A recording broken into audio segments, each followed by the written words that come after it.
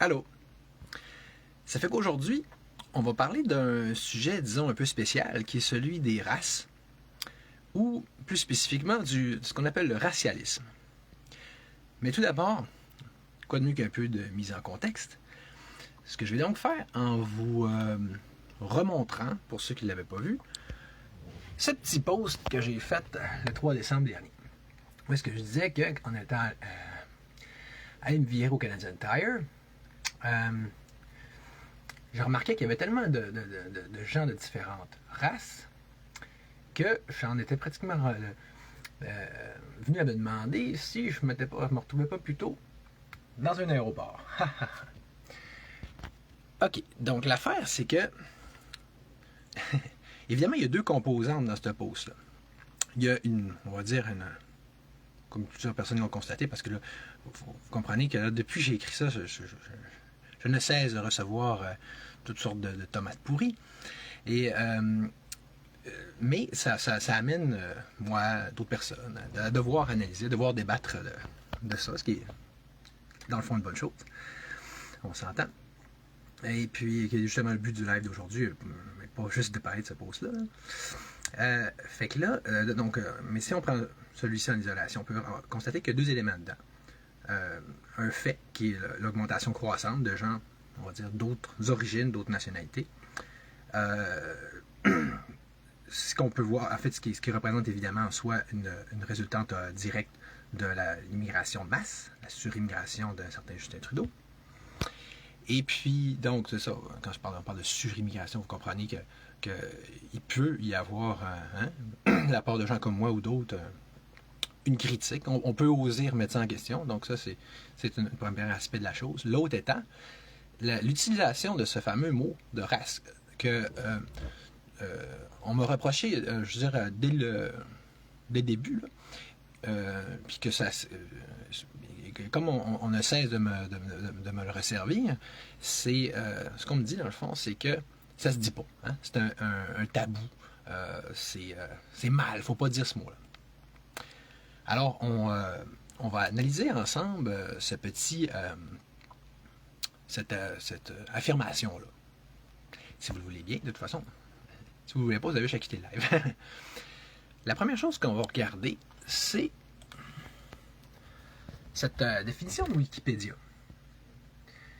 Donc, on s'entend que c'est quand même un terme scientifique, celui de race. Hein? Donc, comme on peut voir, en tout cas chez les animaux, il n'y a pas grand monde qui va discuter la bienséance d'employer ça. C'est techniquement un rang taxonomique qui est inférieur à celui d'espèce. Donc, je ne sais pas s'il y en a d'autres comme moi qui ont eu comme passion dans leur vie l'étude des animaux, mais tu sais, il y a comme embranchement vertébré, ordre, ça va être, mettons, carnassier, etc. Après ça, tu as espèce, puis tu as race. Fait que là, déjà là, c'est fantastique. Maintenant, on s'entend. Si on regarde cette autre catégorie-là, parce que, tu sais, ici, ils vont dire que c'est en zoologie, mais je ne sais pas où est-ce que c'est marqué qui dit, que pour la race humaine, c'est embêtant. Pourtant, c'est ça qui est drôle, c'est que la race humaine, c'est une expression qu'on connaît tous, qu'on a tous déjà entendu employer. Donc, la notion de race humaine, même ici, ils disent, par analogie avec les races d'animaux d'élevage, est employée pour établir des classifications internes à l'espèce humaine selon des critères morphologiques et culturels. Fait que, déjà là, il faut convenir d'au moins deux choses. Oui, c'est là la phrase que je disais. Le terme race a une étymologie incertaine qui en complique la signification et rend son usage actuel délicat.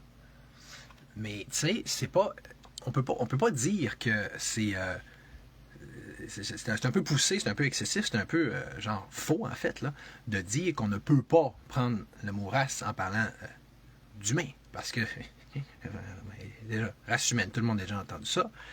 Et puis là, après ça, il y a la question de l'analogie avec les animaux. En fait, est-ce que ce qui n'est pas étrange ou spécial, c'est le fait qu'on cherche à tout prix à se soustraire de cette analogie-là. Ce qui, à mon sens, représente un cas assez flagrant, ou à du moins drôlement réminiscent, de ce qu'on appelle l'anthropomorphisme. Vous savez, avant, avant la révolution copernicienne, il y avait une telle chose que ce qu'on appelait le géocentrisme. On pensait littéralement que le monde tournait autour de la Terre, que l'univers tournait autour de la Terre. Ça a été remplacé par l'héliocentrisme. Mais une trace moderne de l'anthropocentrisme, c'est justement, notamment par rapport aux animaux. Dans le sens que, encore maintenant, les animaux, je veux dire, les humains ont des droits que les animaux n'ont pas. Ils ont même si on sait qu'il y a des grandes ressemblances entre les deux races, on va dire, mais c'est rien que des animaux.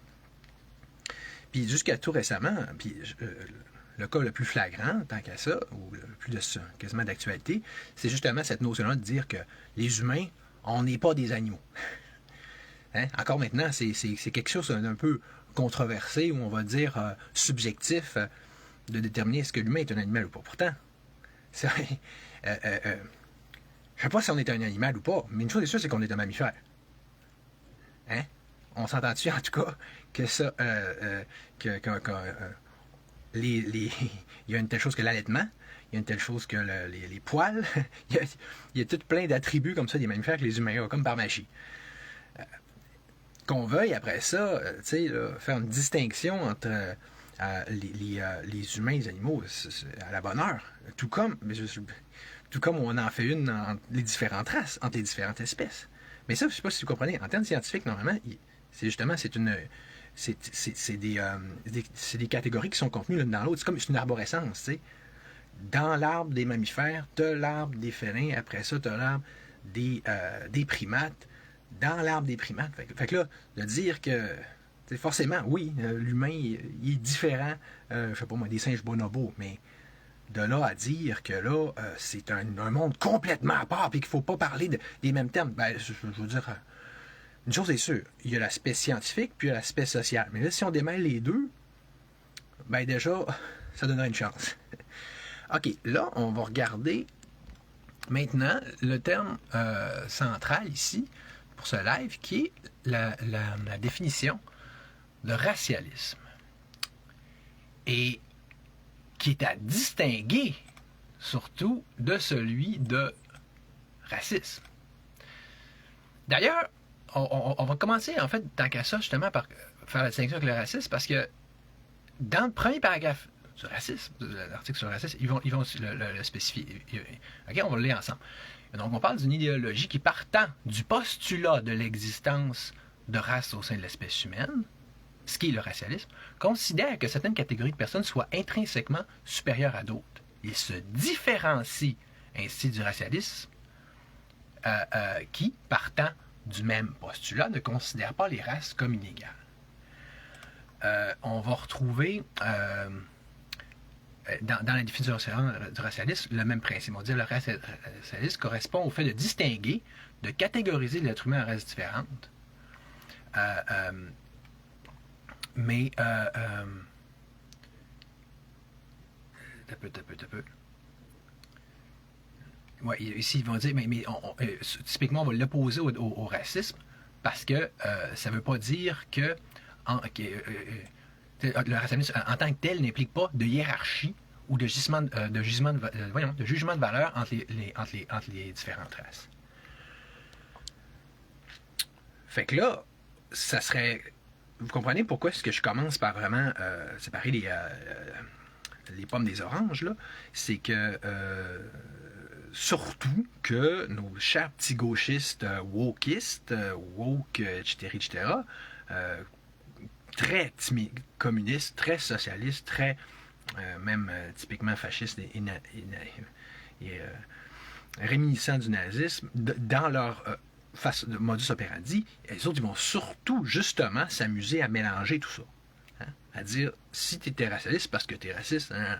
Même dans l'article de Wikipédia, dont je vais tout mettre les liens dans la description du live, vous remarquerez que c'est pas comme si l'article n'avait pas été traficoté pour s'amuser à brouiller les cartes. Pourtant, si on lit les choses bien simplement, bien calmement, bien clairement, je veux dire, déjà là, ça devrait être clair comme distinction, ce que je viens d'établir. Là. Bon, justement, là, évidemment, assez rapidement, comme là, lui, là, il dit « Ah, c'est mal, c'est mal ». Mais ça, le bien, le mal, là, vous comprenez, ça, c'est propre à la religion, non pas à la science. Là. Puis c'est là qu'on voit comment que c'est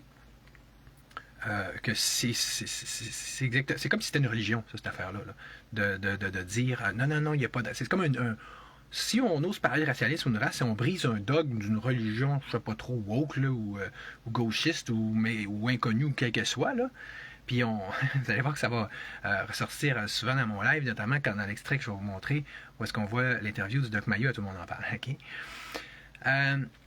Bon, mais bon, passons un petit peu à d'autres choses. Fait que là,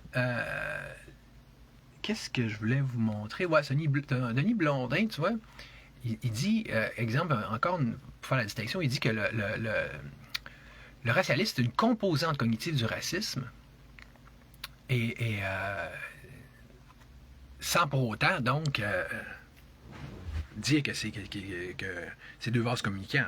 D'ailleurs, là, je vais vous conduire à mon petit tableau que je vous ai fait justement pour l'occasion. Alors, tu vois, ça c'est la première chose que je voulais vous montrer. Donc, on s'entend, racisme, deux choses complètement différentes. Là, ça c'est une autre affaire que je vais vous montrer. Mais tu sais, en voulant dire, un peut venir vers l'autre, mais un peut très bien aller dans une autre direction. Puis là, on s'entend que, tu sais, en ce qui me concerne, là, je pourrais, tu sais, comme on faisait devant l'Inquisition, on va faire une sorte de profession de foi pour vous expliquer, me justifier, dire comment que je suis pas raciste.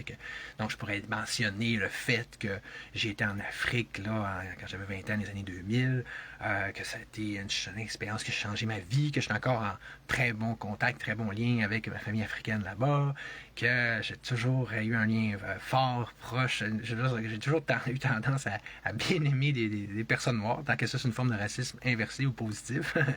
Mais là, quand en haut en ce moment sont des personnes de race noire, on va dire. Justement, tu sais, race noire, qui n'a pas déjà entendu ça? Qui n'a pas déjà employé l'expression caucasien? Right? Ça c'est normal, c'est correct, mais c'est quoi ça? Si c'est pas la race caucasienne. Vous allez voir dans les articles, c'est justement spécifié, c'est mentionné. C'est là qu'est incroyable, l'hypocrisie, puis l'espèce de tu sais là, de jouer les saintes nitouches, là, comme si on niait ça, ou comme si on connaissait pas ça, ou on savait pas de quoi le monde parle, alors que tout le monde a déjà dit un noir, un blanc, tout le monde a déjà dit un caucasien, un africain américain. S'il n'y avait pas une distinction, je veux dire, de quoi qu'on parlait. D'ailleurs, bon, anthropologie raciale, comme on peut voir, là, c'est des anthropologues qui, les premiers, ont remarqué, je veux dire, des différences entre les différentes races, en même temps qu'ils faisaient les taxonomies pour les animaux aussi. Puis, ce qui nous mène donc justement à ce genre de livre-là. Puis, tant qu'à ça, regardez, c'est encore plus clair. Les descriptions, donc à des descriptions encore plus spécifiques et détaillées, du genre la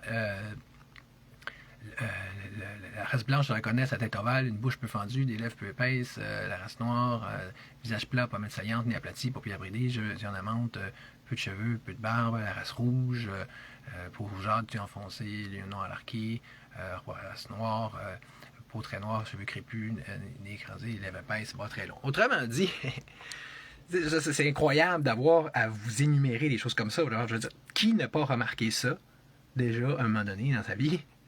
C'est qu'un enfant le remarque. Là. Puis surtout que cette petite distinction-là, j'espère que ça suffit à voir que c'est pas juste une question de couleur de la peau. Il y a plusieurs attributs de différenciation clairs, évidents, qui sautent aux yeux entre ces différents groupes-là d'humains. Et puis, là, tu sais, je vais faire le lien avec ce que je disais sur les animaux tantôt.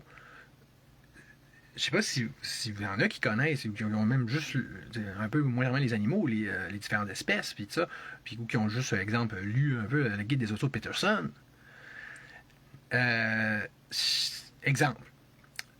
Qu'est-ce qui va différencier une buse à épaulette d'une buse à queue rousse. C'est pas grand-chose. Hein. La queue rousse, celle-là de la queue rousse, elle a la queue rousse. Celle-là d'épaulette, elle a des petites épaulettes. Tant qu'à ça, on s'entend-tu que c'est pas mal moins gros, moins flagrant, moins saillant comme différence que les différences entre les races humaines? Non? C'est évident ce que je dis là. Pourtant, les petits attributs minimalistes que je viens de dire vont justifier amplement, je veux dire, au niveau scientifique actuel, de dire qu'on différencie ces races-là animales, mais quand on arrive au niveau de l'humain, c'est tabou. Est-ce que vous réalisez qu'on est dans le même genre de stupides dogmes, là, de stupides tabous et aberrations que quand avant on disait la Terre est plate, si tu vas jusqu'au bout, vraiment qu'il y a encore des gens en Blanchette qui le prétendent, mais si tu vas au bout, tu vas tomber dans l'abîme. Puis il ne faut pas penser le contraire, puis ou le créationniste de dire non, Dieu a créé ça peut pas être l'évolutionniste, Darwin, ça marche pas. Même chose pour l'héliocentrisme, même chose pour la question que la Terre tourne. Galilée se fait dire par l'acquisition, là tu vas te désavouer. Il dit je peux dire ce que tu voulais, mais et pourtant elle tourne.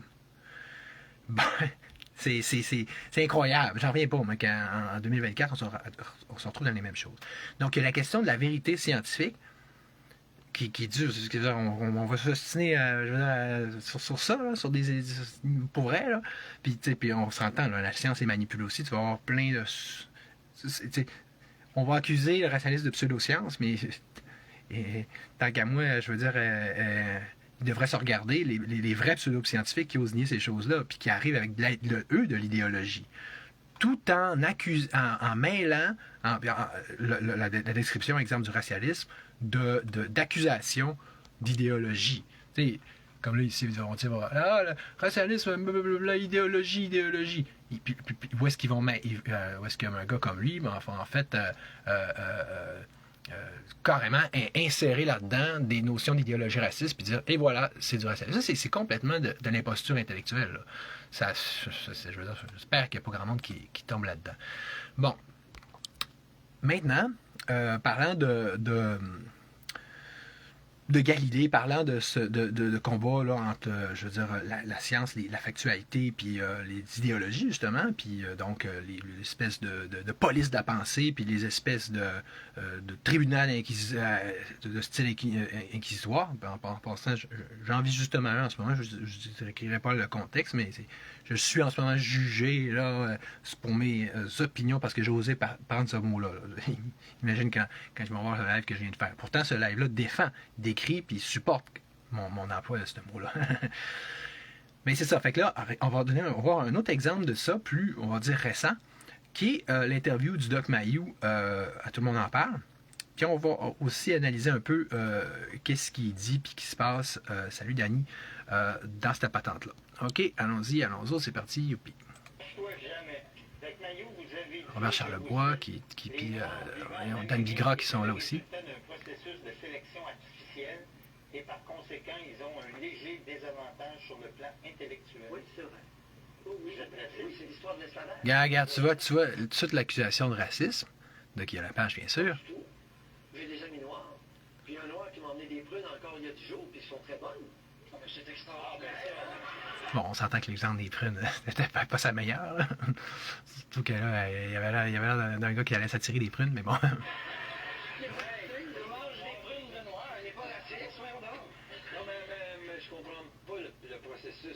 C'est un processus d'élimination par l'esclavage. C'est que les plus forts ont survécu, donc ça doit être plus intelligent. Non, c'est les plus forts physiquement, ils étaient sélectionnés. Ça veut pas dire qu'on est fort physiquement qu'on a du cerveau. Non, mais ça n'a rien à voir. Et ceux qui étaient brillants, ceux qui étaient un petit peu trop intelligents, qui étaient trop rusés, ils les abattaient. Voyons, c'est l'histoire de l'esclavage, là. Mais de dire qu'ils ont un léger désavantage sur le plan intellectuel. C'est la conséquence de la sélection artificielle. Ils courent plus vite, ils sont plus forts. Il y a toute une série. On a sélectionné certains gens parce que... Voyez, j'achète pas ça, les faces qu'ils font, ils aiment pas ce qu'il dit, mais je veux dire, il n'invalide pas ses arguments. Et ça, c'est bien beau de dire j'aime pas ça, mais c'est pas ça, c'est pas de la science, puis c'est pas de la philosophie, c'est pas de l'argumentation, c'est pas rien.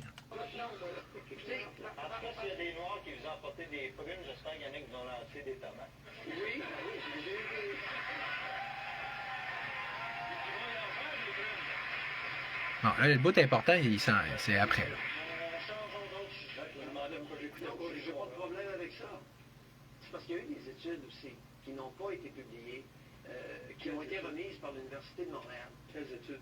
Des études sur... Quelle école par qui? Quel médecin? Ben là, je pourrais les emmener, je ne les sais pas par cœur, mais je les ai. Je les ai dans mon sac. C'est des études américaines, et c'était fait sur des groupes, et effectivement, ça a démontré que le quotient intellectuel moyen des Noirs et des Amérindiens était nettement inférieur à 100. Ils ont fait des études sur les petits barbus à l'impact? Bon, avec tu vois, les attaques personnelles, ça, c'est ça. C'est typique de la gang de la gauche et donc du plateau Montréal. Non, c'est pas dans le but d'insulter. Si c'est vrai, c'est vrai ce que j'avance, il faut en tenir compte. Ben oui. C'est faux. C'est ça. That's it. Oh, regarde. Alors, ça, c'est ça, il y a une accusation de racisme, donc d'invoquer une supériorité des races. C'est pas ça qu'il a dit. D'ailleurs, le IQ, c'est une mesure comme un autre. Ça, c'est encore subjectif, là, de dire... c'est une autre problématique. On a reconnu en psycho là, de considérer l'IQ comme le be all and end all là, de la vie. N'importe quel psy va rire de cette façon de voir-là, surtout qu'il y a au moins 7 vrais types d'intelligence reconnus. OK, fait que, tout ça, là, c'est du bababi, là. C'est pas... Mais là, vous voyez, il y a plusieurs panneaux dans lesquels le monde tombe. Là, dire l'IQ, il y a juste ça qui compte, fait que les races qui ont plus d'IQ seraient supposément supérieures. T'as peu, tu mélanges plein de choses. Vous vous êtes vanté au franc-tireur de jamais payer d'impôts. Bon, là, changement de sujet. Mais, je vais en profiter pour vous montrer ça. OK? Tu sais, pour dire, là, regarde, racial, ils ont pris le mot racial, c'est des machins. Mais non, mais... C'est le mot qui ressort partout, mais qu'il ne faudrait jamais utiliser. C'est un peu ridicule. Vous pourrez le regarder, les choses. Mais de toute façon, là, moi, je vais revenir sur le fond de la chose à ce que Doc Mayou a dit, puis que je vais vous montrer avec mon autre graphique, parce que ça donne que j'ai étudié les mêmes choses quand j'étais à McGill en psychologie. Parce qu'on nous forçait à voir ces choses-là en face. Tout comme dans le même esprit que de Mayou a dit, écoute, là, à un moment donné, la science, c'est ça.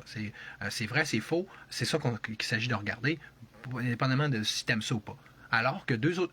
Donc, une politique qui a été également partagée par l'UDM, tandis que l'UQAM et Concordia, eux autres, ils ont justement fait le choix très politique de dire on ne montre pas ces choses-là.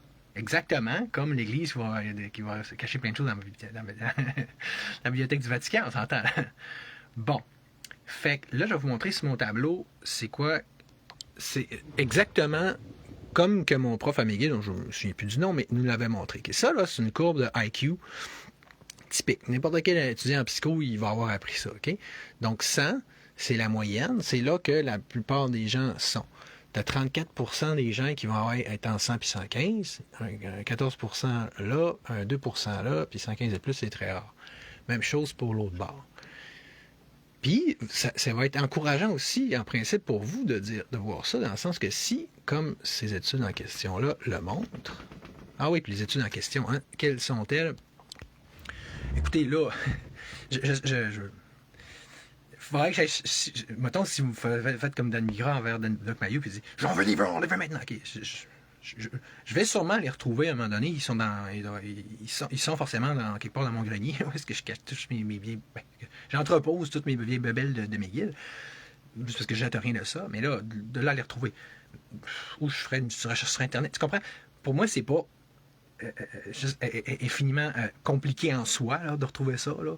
Ça se trouve, comme on dit si bien, faites vos recherches au pire, qu'il suffise de comprendre qu'il existe, OK? Puis, là, je vous ai montré la vidéo de Doc Mayou. Si sa parole ne vous suffit pas, ce que vous avez bien le droit, vous pourrez rechercher toute la panoplie d'articles qui a été faite sur cette entrevue-là par la suite, puis qu'il y a plusieurs journaux, ils ont reconnu, on dit, ouais, c'est vrai, ces études-là, ils existent, OK? On ne réinvente pas la roue, là. C'est comme... Puis là, mais c'est ça. Là, j'avais beaucoup de choses à vous montrer aujourd'hui. J'ai focus déjà, ça m'a pris quand même un petit peu de temps de préparation pour faire ce live-là, là, comparé à quand je fais ça sur une bine, là. Fait que... ouais, donc, OK. Fait que peut-être qu'un autre temps, je vous les sortirai pour ceux qui s'énervent le poil de jambe, là, puis qui s'insurgent de tout, là. Mais, tu sais, pour moi, aujourd'hui, qu'il suffise que je vous montre cette explication-là avec un graphique qui, comme je vous dis, devrait logiquement être de nature à vous monter le moral. Parce que là, si, comme que les études tendraient à le montrer, il y aurait cette différence-là de 10 points là, entre les noirs, donc, et les blancs, tandis que tu aurais la même chose de l'autre côté au niveau des Asiatiques. Puisque les autres, il y aurait un 10 points de plus de quotient intellectuel. Fait que, tu sais, on repassera d'ailleurs tant qu'à ça pour l'accusation de racisme, dans le sens, tu sais, tant qu'à ça, ça va dans les deux bords. On pourrait dire qu'on est moins bon. Mais, je veux dire, QI. Imagine qu'on prendrait comme autre mesure l'intelligence. Moi, je pense, je prétends, je pense qu'on pourrait facilement avancer que les Noirs seraient en avance sur 4 autres types d'intelligence qui sont musicales, linguistiques, interpersonnelles, puis kinesthétiques. Donc, tu sais, la danse, le sport, tout ça. Fait que, c'est merveilleux, différentes races qui se complètent. Tu sais, on est dans un monde où il faudrait que tout le monde soit standardisé, tout cuit dans le même moule, tout le monde par ailleurs égal, tu sais. Alors que la nature, c'est tout ça. Un ours, c'est plus gros qu'un chien, il est plus petit qu'un brontosaure. Il y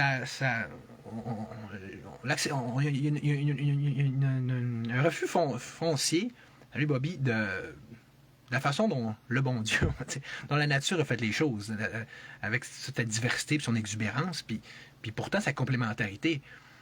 Regarde le petit pic-bœuf qui va manger les petites grenouilles des dents du crocodile, les deux. En plus, ils s'entraident, c'est pas le fun. Pourtant, ils sont très différents. Ils font des choses. Écoute. Trêve de philosophie, mais tu sais, je veux dire, est-ce que ça serait pas fantastique de voir ça comme étant très fantastique, la complémentarité entre les différentes races? On a justement les Asiatiques qui sont tellement forts. Mais on le sait, là, tu sais, sur l'aspect technologique, cybernétique et compagnie. Ça va débattre là-dessus. Bon, mais regarde, on bénéficie de tout. C'est la autres qui produit toutes nos bébelles, écoute. C'est ça. Pourquoi pas voir les différentes races comme ayant différentes aptitudes, spécialisations, puis qui sont de nature à se compléter.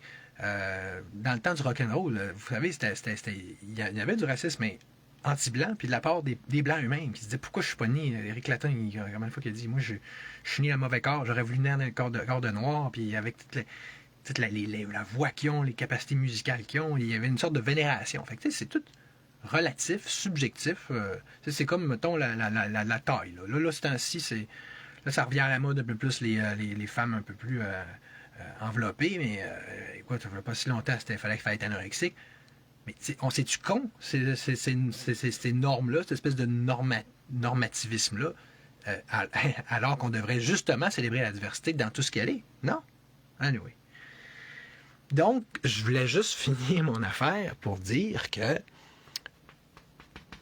de toute façon, vous voyez-vous l'overlap de la courbe normale?